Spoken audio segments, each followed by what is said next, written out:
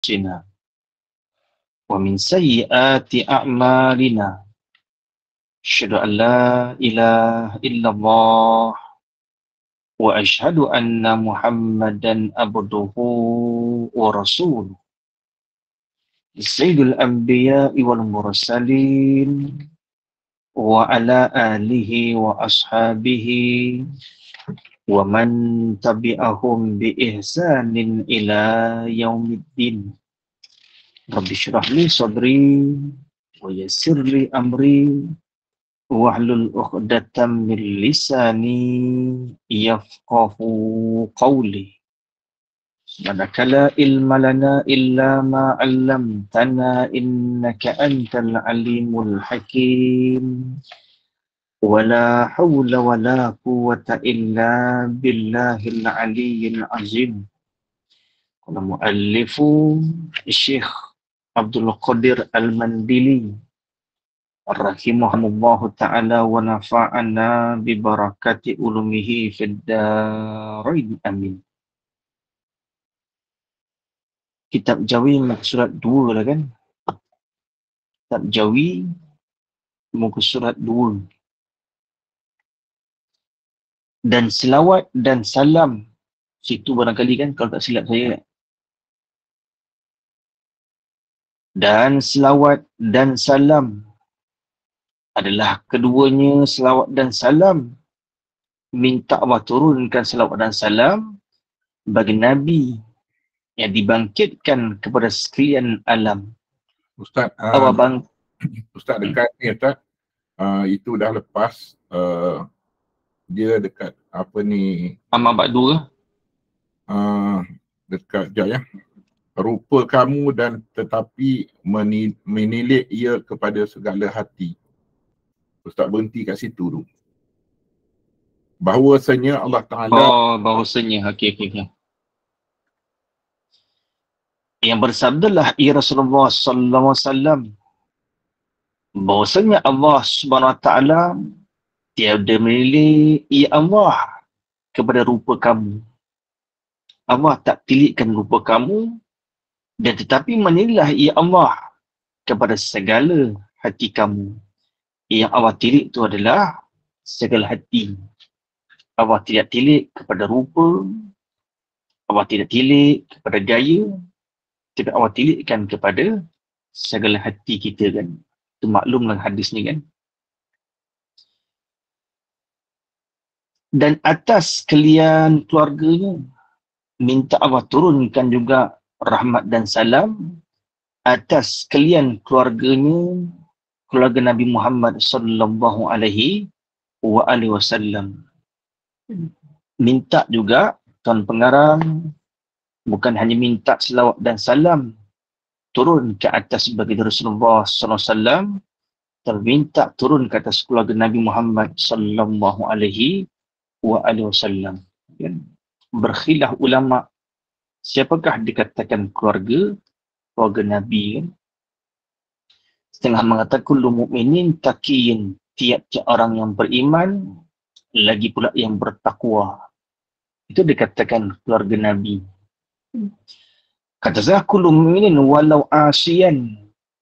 Kullu mu'minin walau asiyan, tiap-tiap yang beriman, kemudian sekalipun dia maksiat deraka kepada Allah SWT, itu pun dikatakan keluarga Nabi. Kalau pada makam zakat, Bani Hashim, Bani Muttalib.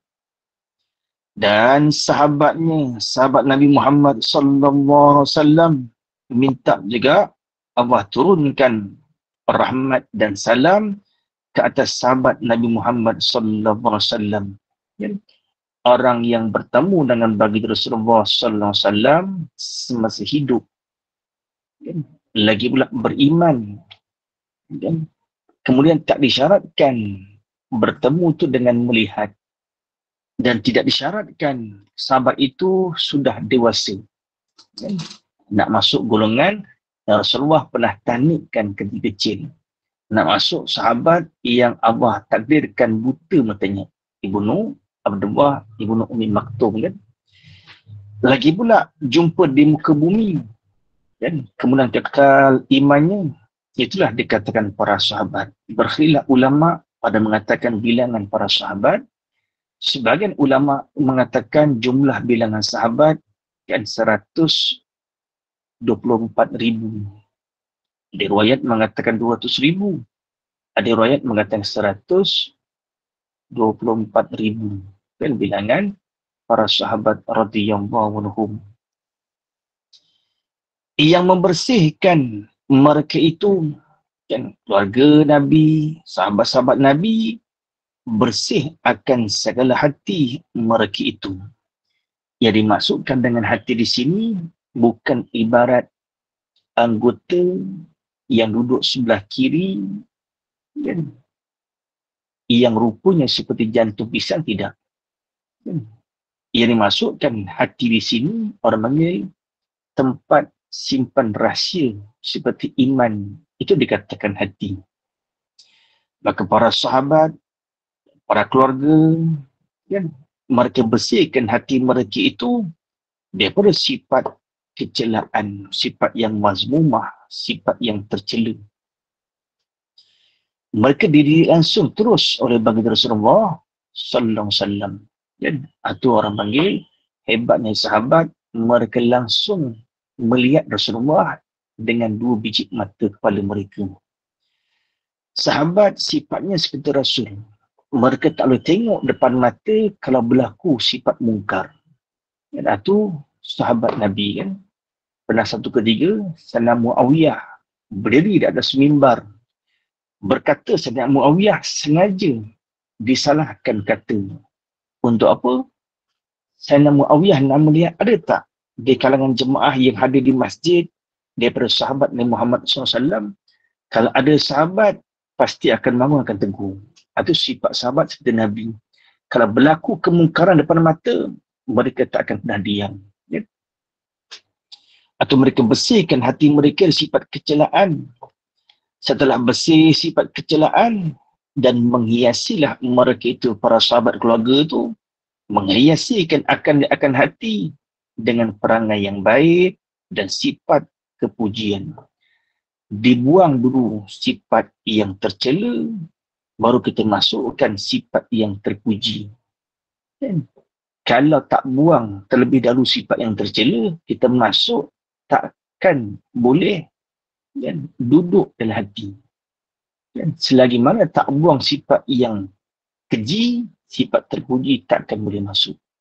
Sebab tu dalam ilmu tasawuf, asasnya kita nak mengenal apa sifat yang tercela. Kenal dah sifat riak, kenal dah sifat ujub, kenal dah sifat sombong takabur, kenal sifat azamah, membesarkan diri, kenal sifat sum'ah, suka orang dengar. Bila dah kenal, kita boleh buang.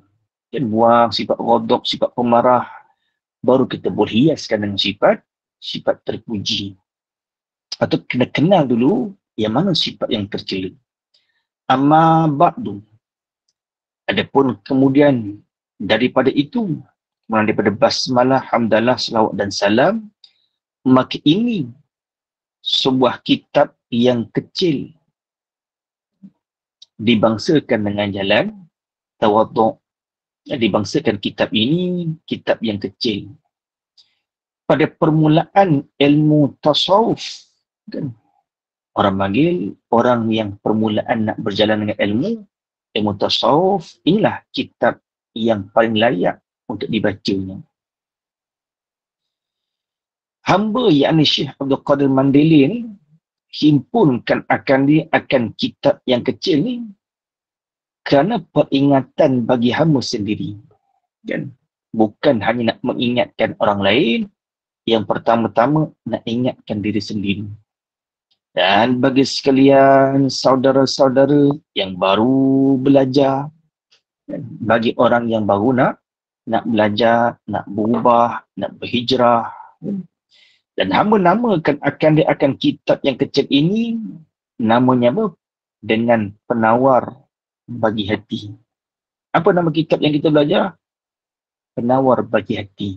Dan hati itu berpenyakit, maka kita kena ubatkan. Orang yang Allah ujikan musibah dalam dunia diberikan penyakit fizikal, kencing manis, darah tinggi, sakit jantung, kena gout, kan, kena kanser, kan, kena migrain. Apabila kita berubat, belum diizinkan oleh Allah untuk sembuh, bila sabar dengan musibah ujian Allah Ta'ala, akhirnya Allah masukkan hamba ini dalam syurga. Tidak bagi orang yang penyakit hati. Orang yang ada penyakit hati, dia tangguh, tak mau dirawat. Hatinya berpenyakit, tak dirawat. Penuh dengan sum'ah, sombong, penuh dengan azamah, penuh dengan riak, penuh dengan ujub, tak mau dirawat. Dia sobar. Apabila bangkit di hari kiamat, Allah akan humban masuk dalam neraka. Tak sama dengan penyakit hati, dengan penyakit fizikal. Sabar sakit fizikal, akhirnya Allah masukkan dalam syurga. Kita biarkan hati itu berpenyakit, akhirnya dihumban ke dalam neraka. Maka apa cara kita nak tawarkan hati yang berpenyakit? Inilah kitabnya orang panggil. Dinamakan kitab ni namanya penawar bagi hati.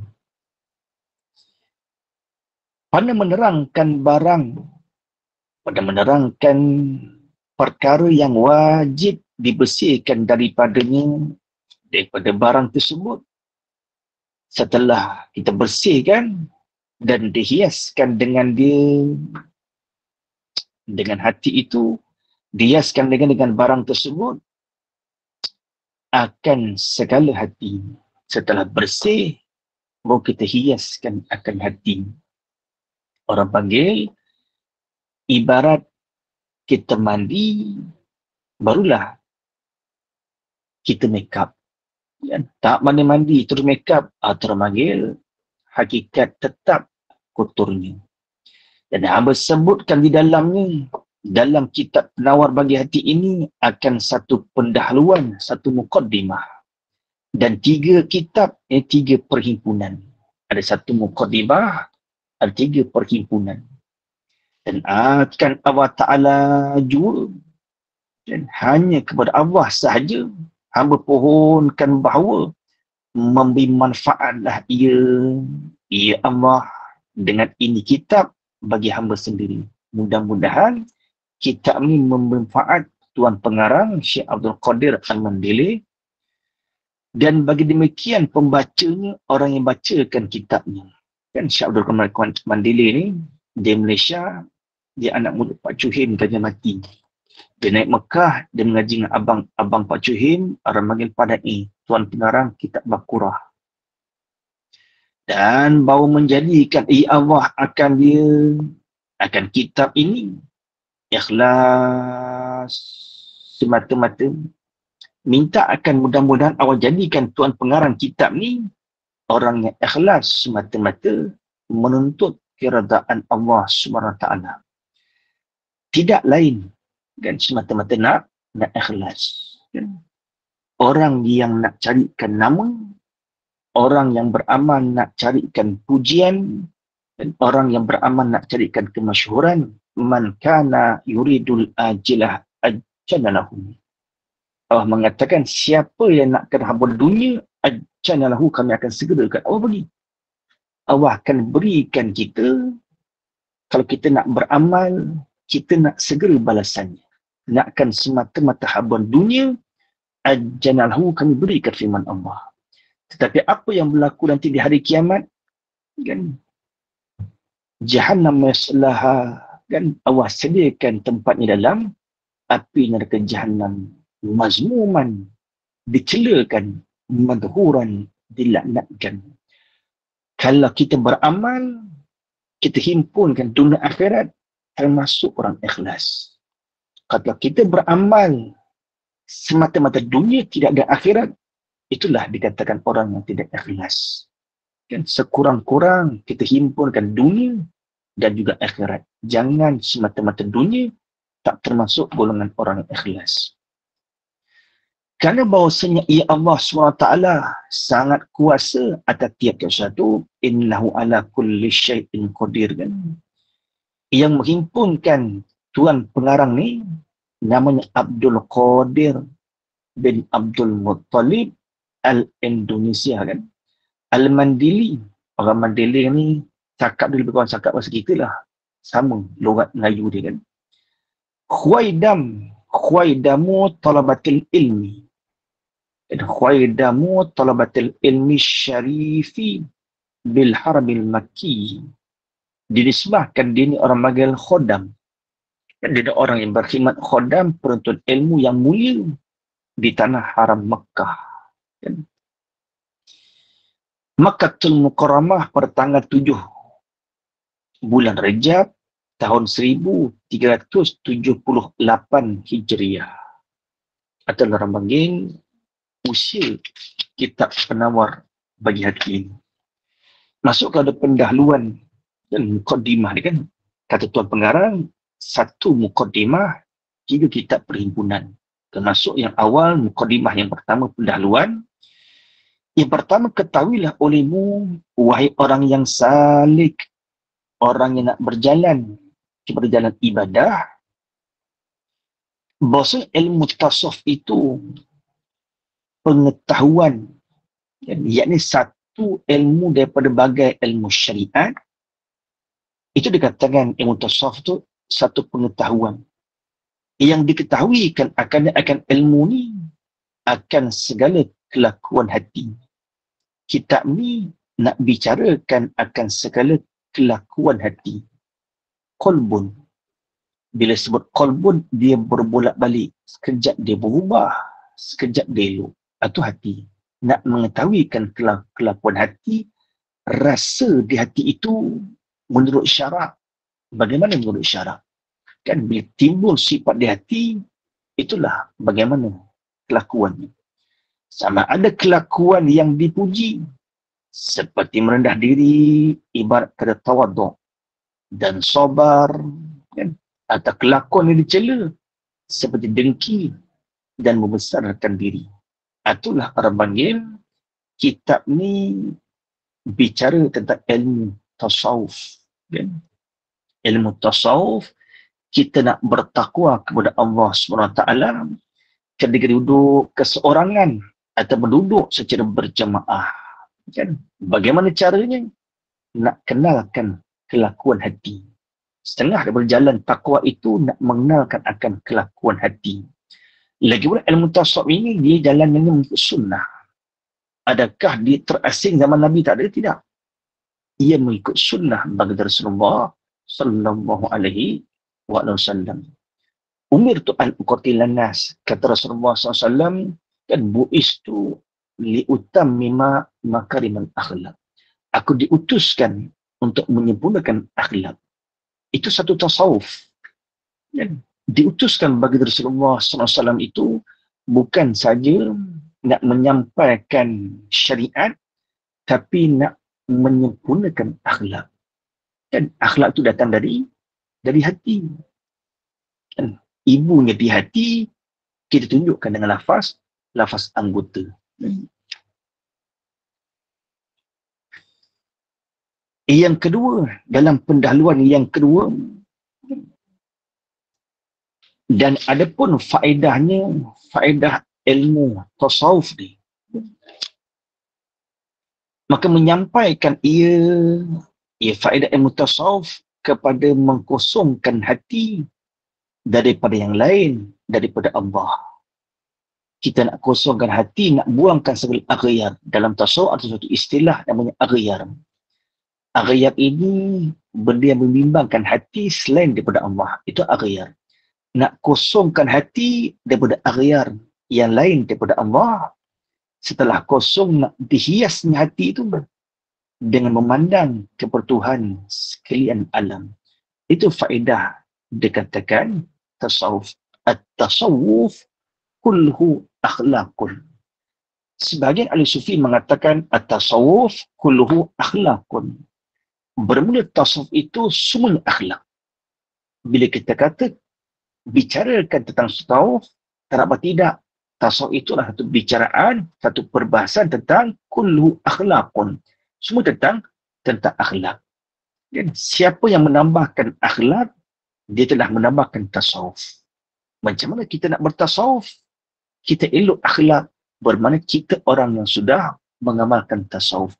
Faman zada alaika bil akhlak, zada alaika bil tasawuf. Faman zada alaika bil akhlak, siapa yang menambah elokkan akhlak, zada alaika bil tasawuf, bermakna dia sudah bertambah tasawuf. Macam mana orang kata, kamu belajar tasawuf, kan? Macam mana kamu nak amalkan tasawuf? Kan? Maka jawablah pada pertanyaan tadi, bila kita akhlak bertambah baik, bermakna kita sudah amalkan tasawuf. Ketika akhlak kita bertambah baik, bermakna kita sudah menambahkan ilmu tasawuf, kita sudah amalkan ilmu tasawuf, sudah belajar. Macam mana cara nak amalkan tasawuf? Menambah elokkan akhlak. Bertambah baik akhlak, bertambahlah ilmu tasawuf. At-tasawufu kulluhu akhlaqun. Faman zada alaika bil akhlaq, zada alaika bil tasawuf. Kan? Siapa menambah elokkan akhlak, bermakna dia sudah menambahkan sifat tasawuf.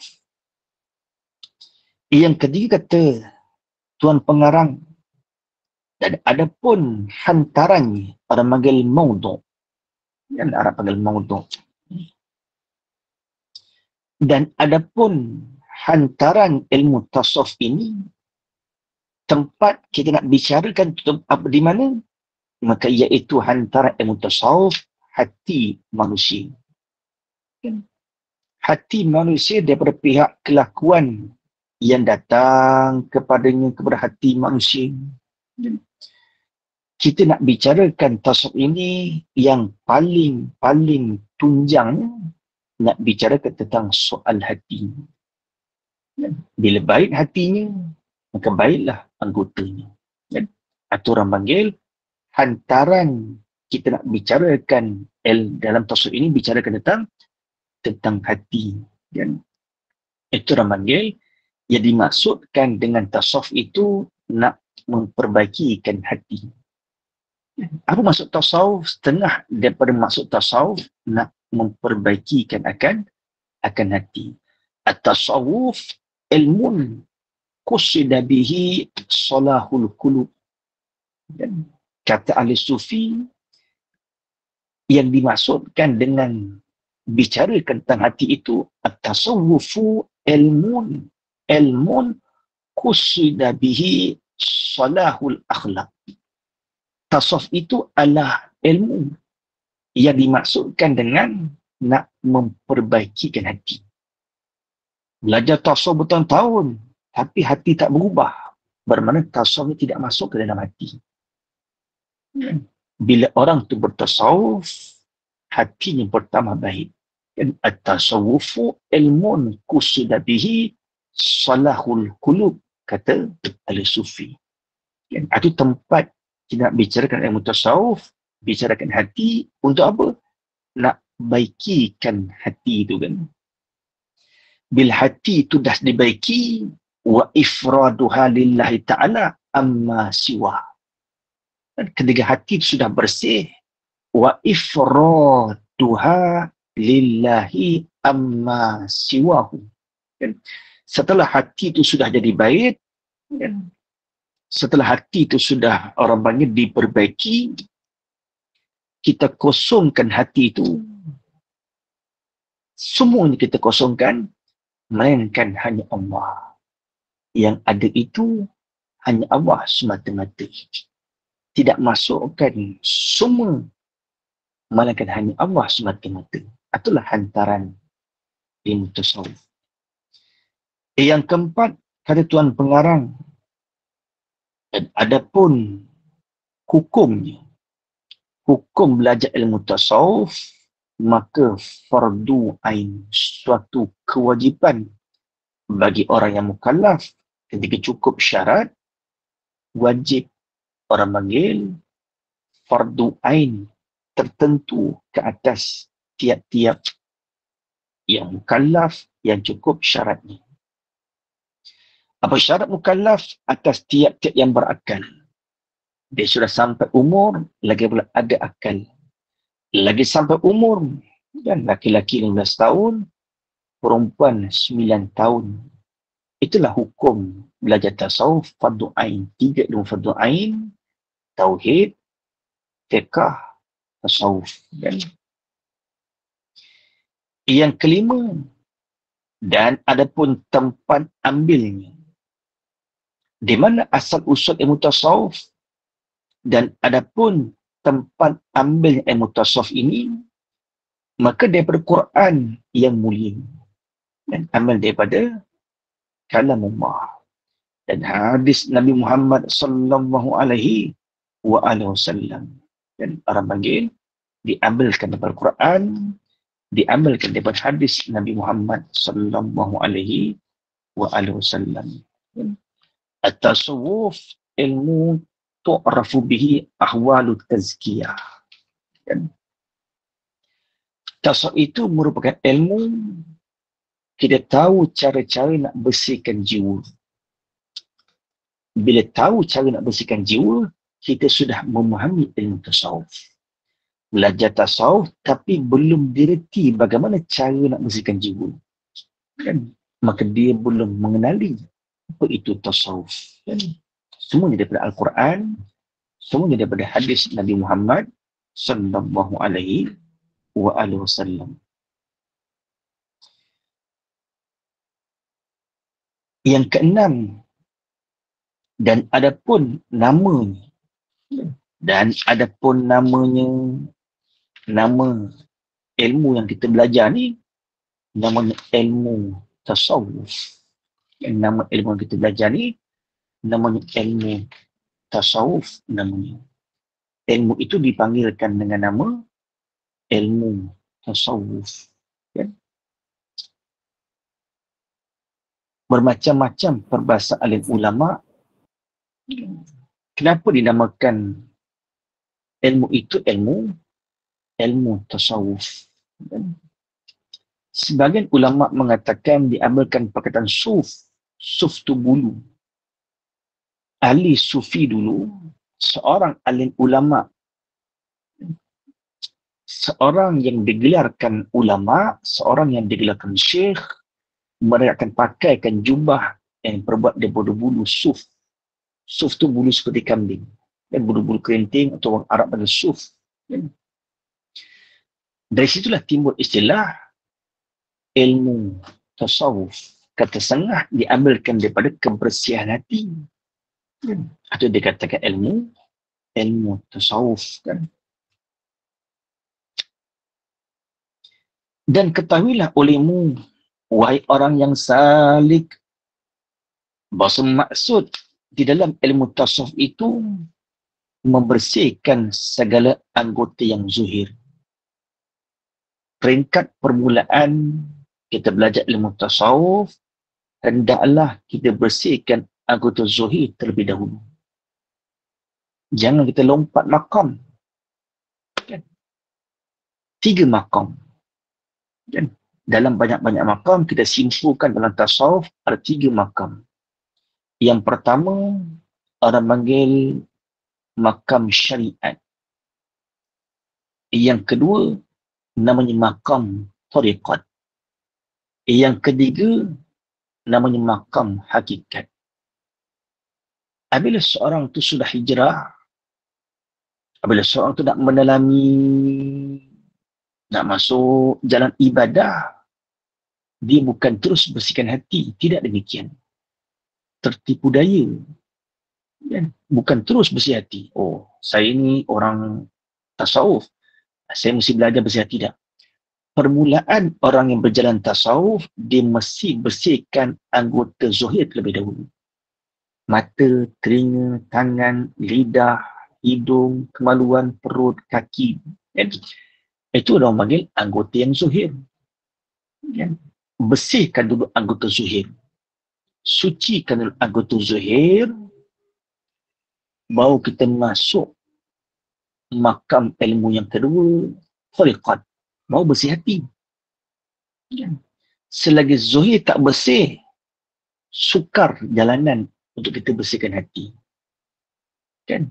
bersihkan zuhir terlebih dahulu, baru masuk dalam hati. Apa faedah makam syariat ini? Liislahil jawarih. Nak bersihkan anggota zuhir. Setelah zuhir bersih, mata tak lagi pandang maksiat. Lidah tidak lagi mengumpat-ngumpat. Sudah bersih zuhir, masuklah jalanan yang kedua. Orang panggil maqam amal tariqat. Apa tujuan kita masuk amal tariqat? Liislahil qulubi, nak sucikan hati. Setelah hati itu bersih, baru masuk perjalanan yang terakhir, amal hakikat. Apa tujuan amal hakikat? Liislahil arwah, nak sucikan ruh ataupun batin. Nak sucikan batin ruh, itu amal hakikat. Jangan tertipu daya, masuk tasawuf, terus lompat hakikat. Dan kita masuk rumah, ikutlah jalan adat, ada pintu ni. Diizinkan baru masuk ke bilik, baru naik tingkat yang kedua. Begitulah dalam tasawuf.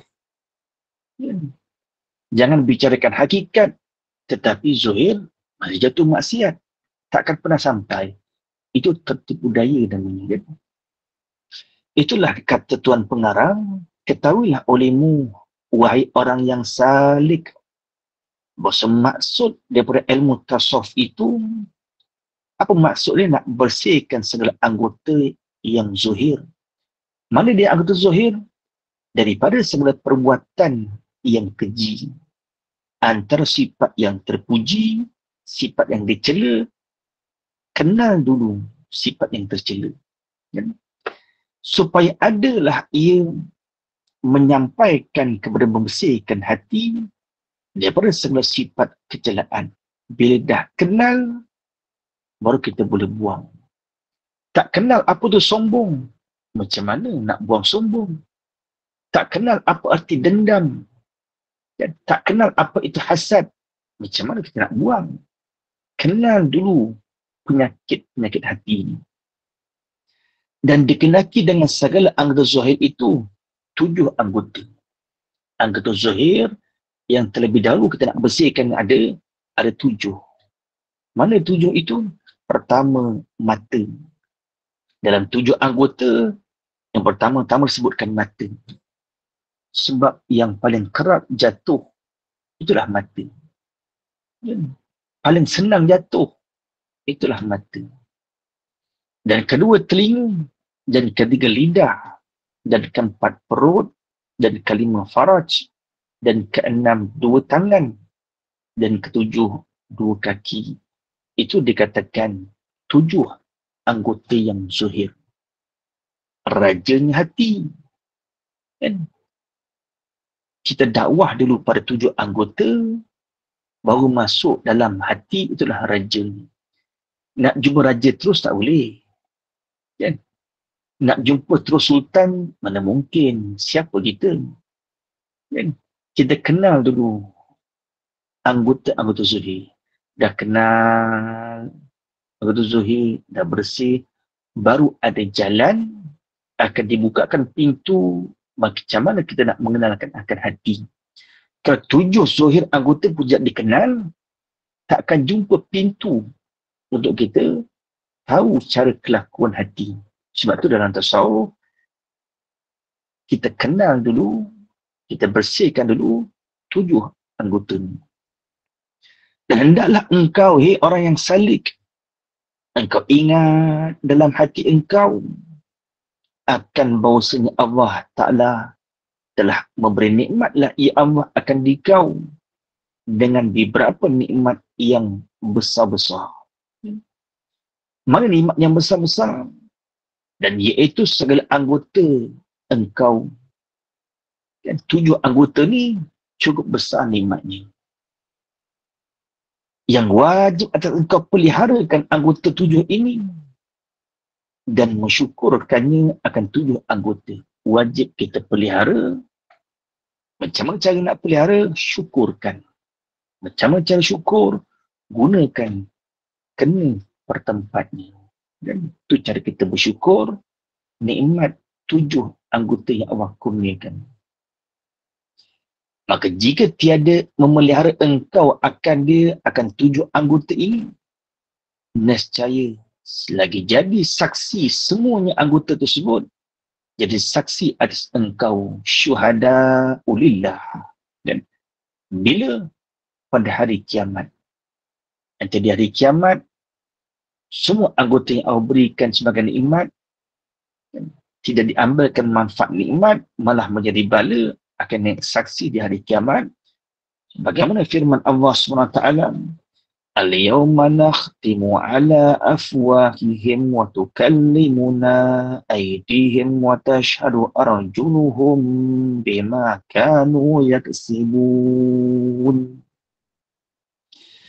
Masyhur ayat dalam surah Yasin, artinya firman Allah SWT, pada hari kiamat mencaplah, menguncilah. Maksud mencap, mengunci ataupun menutup oleh Allah SWT. Allah tutup, Allah kunci atas segala mulut mereka itu. Ketika dihisap oleh Allah SWT, dipanggilkan penyaksian, mulut tak mau mengaku. Bayangkan manusia ketika berdepan dengan Allah, ditanyakan, takut neraka di hadapan mata, syurga di depan mata, takutnya ketika itu, sanggup tak mengaku. Allah kuncikan mulut. Dan atau dia katakan, al-yawma nakhtimu ala afwahihim. Hari kiamat Allah kuncikan segala mulut-mulut. Artinya apa? Menegaklah ia Allah dia akan mulut daripada bercakap. Mulut ditegah bercakap. Di hadapan Allah mereka berani berdusta. Berkata-kata akan Allah. Siapa yang berkata dengan Allah nanti? Oleh segala tangan mereka itu. Tangan yang mengamal, maka tangan akan yang saksi. Ketika tangan yang saksi, ia tidak akan pernah berbohong. Dan orang panggil, pasti ia akan berkata benar. Adilnya Allah.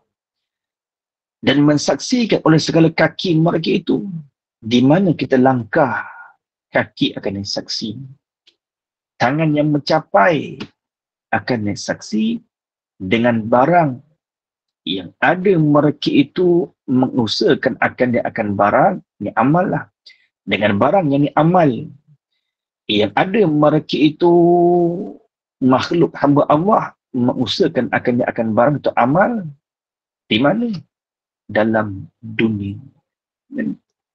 Dunia mazra'atul akhirah. Dunia tempat kita beramal. Kalau jahat amalnya, maka balasan itulah neraka. Kalau baik amalnya, maka syurga itulah balasannya. Tempat kita beramal, tempat kita bercucuk tanam, ad-dunya mazra'atul akhirah. Dunia tempat kita beramal. Dunia tempat kita bercucuk tanam, kita nak ambil hasil di mana? Ambil hasil di hari kiamat. Maka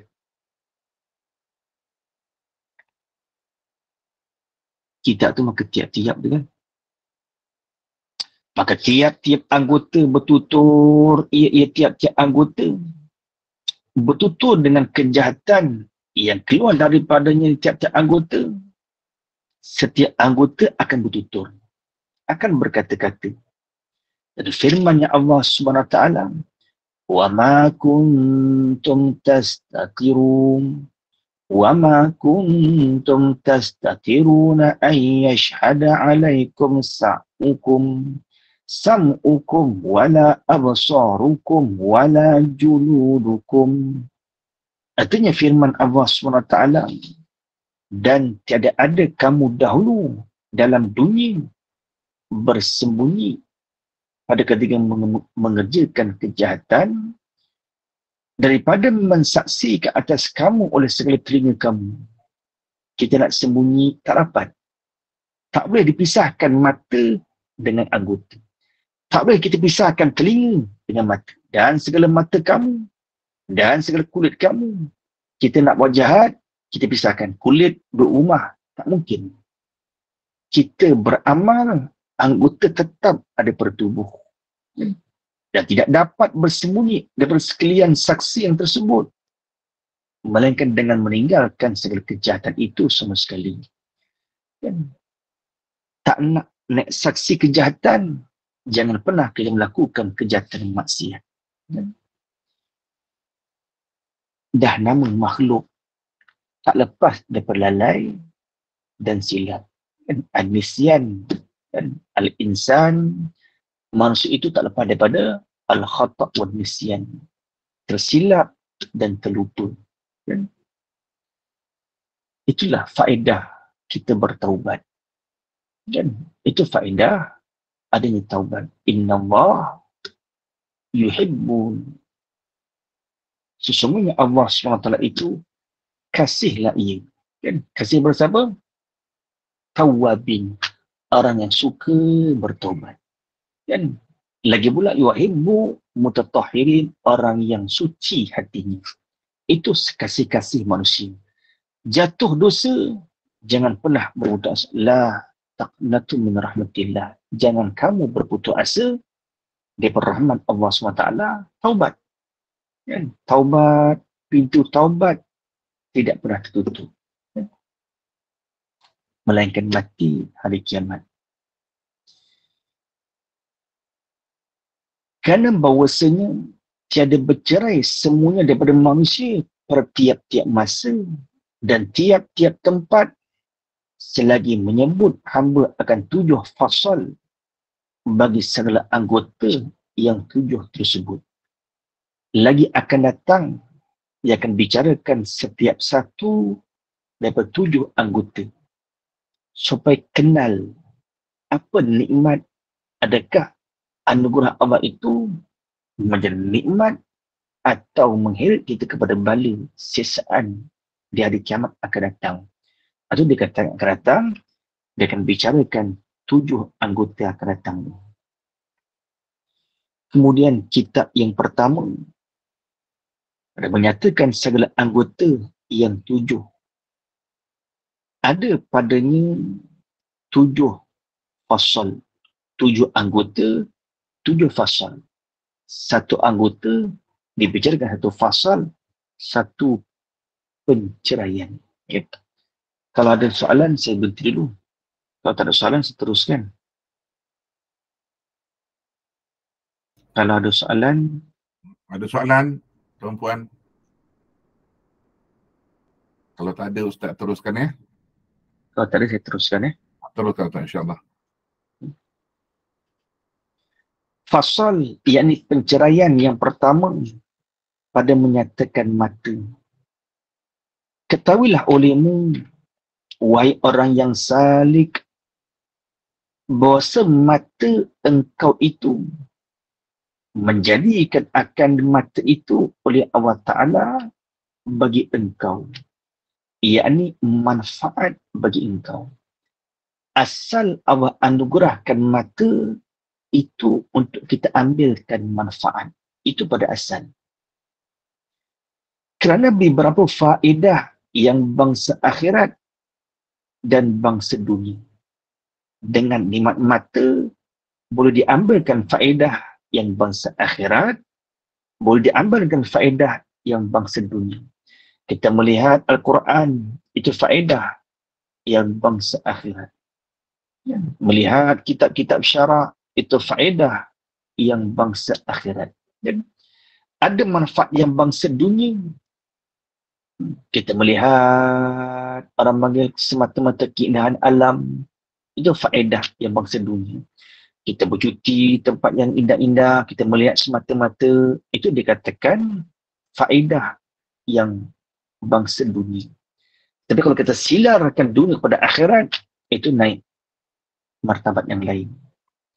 Maka setengah daripada segala faedahnya mata itu, yakni faedah yang bangsa akhirat, memandang kepada langit. Bukan sekadar pandang langit dan matahari. dan bulan dan bintang. Bukan sekadar pandang supaya berdalil engkau dengan dia, dengan kejadian alam yang namanya langit, matahari, bulan, bintang, atas adanya Allah Subhanahu Wa Taala, atas wujudnya Allah Subhanahu Wa Taala dan keesaannya ibarat sifat wahdaniyah, dan atas kuasanya ibarat sifat kudrah. Kita memandang kejadian alam, kita jadikan dalil. Dalil tidak mesti Al-Quran, dalil tidak mesti hadis. Boleh dengan dalil akli. Dalil dua bagai, nakli, akli. Nakli itu dipindah daripada Al-Quran hadis. Adapun akli, kita menyaksikan makhluk kejadian Allah. Kita melihat langit, kan kukuh, tak pernah runtuh, tidak tiangnya. Kita melihat matahari duduk langit keempat, jauhnya lebih 2000 tahun. Panasnya sampai terasa di bumi. Kita melihat waktu malam, cantiknya bulan. Kan? Kemudian kita lihat waktu malam, ada bintang-bintang yang menghiasi. Itu kita ambilkan dalil untuk mengenal akan Allah SWT. Dalil tentang adanya Allah. Jangan sampai dalil itu menghijabkan kita untuk kita kenalkan Allah. Berapa ramai manusia melihatkan semata-mata alam, tapi pandangan mata tidak tembus siapa yang menjadikan alam. Semata-mata lihat langit, bulan, matahari, tapi terhijab. Ish asyik, orang panggil ajib. Kata ulama sufi, ajib aku. Dan kamu berdalilkan makhluk, tiba-tiba kamu tak nampak siapa yang menjadikan makhluk. Ajib. Kita tengok signboard, naik highway ada signboard, tiba-tiba sesat. Ish, heran aku, kata ulama. Kata ahli tasawuf, ahli sufi, heran aku. Sudah diberikan petunjuk, tapi tak sampai-sampai. Demikian manusia. Sudah dijadikan akhlam ini terbentang luas, tengok langit, tengok matahari, bulan, bintang, tapi kenapa pandangan kamu itu tidak menembus? Kamu tidak nampak siapa yang di belakangnya yang menjadikan langit bumi. Semata-mata seronok, tengok cantik, semata tengok, indah. Tidak ambilkan dalil untuk kita kenal. Itulah Tuhan yang Maha Kuasa, sifatnya kudrah. Itulah Tuhan yang esa tak berbilang, sifatnya wahdaniyah. Sudah tentu ada penciptanya, itulah sifat wujud. Kan? Dan setengah daripada faedah mata itu, melihat akan Quran, semata-mata lihat, belum baca, sudah ada manfaat akhiratnya, sudah diberikan ganjaran pahalanya. Dan melihat jalan kepada masjid, kita keluar rumah, niat nak sembahyang berjemaah, niat nak mengaji fardu ain, kita melihat jalan untuk menuju ke masjid, penglihatan itu dikatakan faedah akhirat. Itu manfaat akhirat. Dan kepada tempat menuntut ilmu, kita berjalan ke madrasah, berjalan ke musalla, berjalan ke surau, dalam majlis menuntut ilmu, perjalanan itu dilihat dengan mata, maka sepanjang-panjang jalan Allah berikan ganjaran. Itu nikmat akhirat namanya. Nikmat mata yang bangsa akhirat. Perjalanan 1 jam, melihat kiri kanan, tengok traffic light, tengok kiri kanan bukit bukaunya, tengok kereta penuh. Setiap pandangan mata menuju tempat sembahyang, menuju ke masjid, menuju tempat ilmu, perjalanan yang dilihat oleh mata itu semuanya ganjaran akhirat. Dan tak terputus, mengalir terus. Dan setengah daripada faedahnya mata yang bangsa dunia, melihat perusahaan, ini pekerjaan engkau. Kita melihat pekerjaan. Pagi-pagi kita keluar rumah, yang pertama-tama pasangkan niat yang paling tepat. Ada sebagian manusia, dia keluar bekerja, dia niat mencari rezeki. Di sisi Ahlussunnah wal Jamaah, rezeki itu terbenar halal, terbenar haram. Bila kita pasang niat mencari rezeki, bermakna kita nak cari halal, kita nak cari haram. Apa yang Allah ajarkan kepada kita? فَإِذَا قُضِيَتِ الصَّلَاةُ فَانْتَشِرُوا فِي الْأَرْضِ. Apabila kamu selesai sembahyang Jumaat, فَانْتَشِرُوا فِي الْأَرْضِ, maka bertebaranlah, carilah kamu pekerjaan, sambung balik kerja. Apa yang Allah ajarkan? وَابْتَغُوا مِنْ فَضْلِ اللَّهِ. Tuntutlah kamu limpah kurniaan Allah Ta'ala. Pekerjaan itu kita niat nak tuntutkan kurniaan. Ya. Bermakna usaha itu bukan dunia. Pekerjaan itu nampak zuhir dunia, hakikat tidak di dunia. Bila kita tuntut kurniaan Allah, pekerjaan 8 jam sehari, Allah jadikan pahalanya untuk akhirat. Ya. Kemudian kita melihat dalam pekerjaan itu, kita melihat usaha kerjaan kita, itu faedah yang bangsa dunia. Semata-mata lihat, tidak disilarkan akan yang lain, itu merupakan manfaat mata yang bangsa dunia. Dan melepaskan engkau daripada segala yang menyakiti. Mana misal kita lepaskan benda yang menyakiti, seperti jatuh dan berlaga. Tengok tengah jalan, ada botol kita alihkan supaya tak jatuh, tak berlaku kemalangan.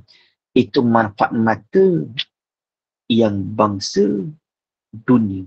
Kita tengok supaya kita berjalan tak terjatuh. Tengok di bawah berjalan supaya kita tergelincir. Ketika turun tangga kita lihat, mata tu lihat supaya tak tergelincir jatuh tangga. Itu manfaat mata yang bangsa dunia namanya. Dan bermula mensyukurkan mata itu, memelihara daripada mata, memelihara daripada melihat yang haram. Macam mana nak syukurkan nikmat mata? Jangan dilihat perkara yang haram. Misalnya seperti melihat perempuan yang lain daripada isterinya. Selain daripada isteri, kan, ditegahkan kita melihat auratnya. Dan sahayanya, selain daripada sahaya. Sahaya itu halal. Tidak ada batasan aurat seorang sahaya dengan tok penghulunya.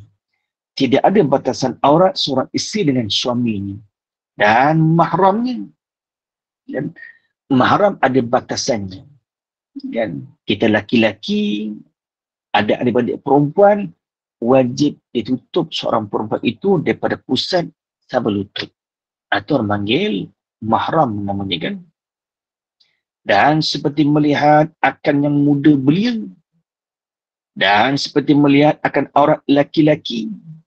Seperti melihat orang yang muda belia, ketika timbul fitnah naik syahwat, diharamkan daripada syarak.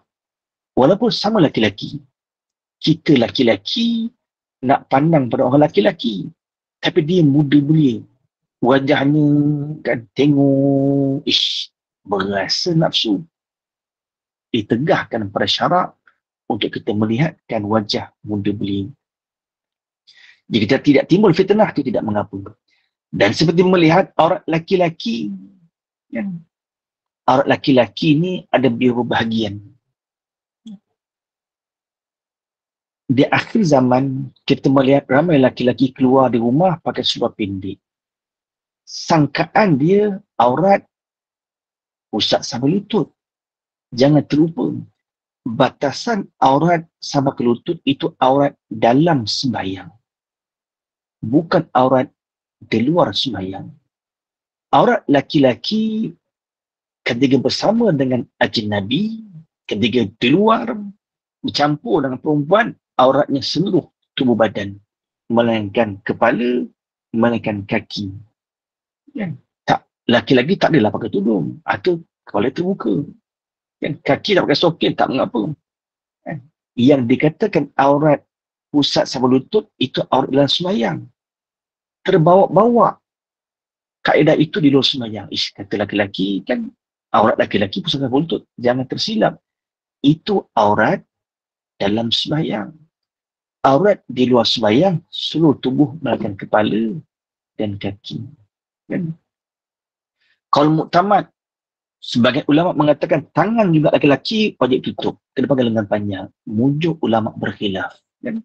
Itu sebagian ulama berkhilaf, tak mengapa pakai lengan pendek. Kan? Maka lazimkanlah olehmu, wahai orang yang salih, akan memeliharakan mata engkau. Kan? Kerana firman Allah SWT, kullil mu'minin. Kan? Tangguh sinilah kan. Kemudian, maka lazimkan olehmu akan memeliharakan mata engkau. Wallah subhanahu wa ta'ala a'lam. Bismillahirrahmanirrahim. Allahumma faqihnahu fid din wa allimna ta'wila wa maftar bihikmataka futuhal arifin wa anshurna birahmatika ya arhamar rahimin. Wa sallallahu ala Muhammad wa ala alihi wa sahbihi wa sallam. Walhamdulillahi rabbil alamin. InsyaAllah kalau ada soalan boleh tanya Ustaz. InsyaAllah mungkin bagi 5 minit Ustaz ya. Iya. Ada soalan ke? Kalau malu nak cakap boleh tulis insyaAllah. Saya rasa awal-awal ni tak ada soalan Ustaz. Alhamdulillah. Terima banyak Ustaz. Semua faham. InsyaAllah semua faham. InsyaAllah kita berjumpa lagi pada minggu hadapan ya. Jadi sama-samalah kita terus istiqamah dalam pengajian ini insyaAllah. Terima kasih Ustaz dan juga semua sahabat-sahabat yang berada pada malam ini. Mudah-mudahan kita doakan Ustaz terus sihat dan dapat istiqamah dalam kita menuntut ilmu ini. Sekadar itu pada malam ini. Wabillahi taufiq. Assalamualaikum warahmatullahi taala wabarakatuh. InsyaAllah Ustaz. Jumpa lagi. Sama-sama semua insyaAllah. Jumpa lagi insyaAllah. Assalamualaikum warahmatullahi wabarakatuh. Waalaikumsalam.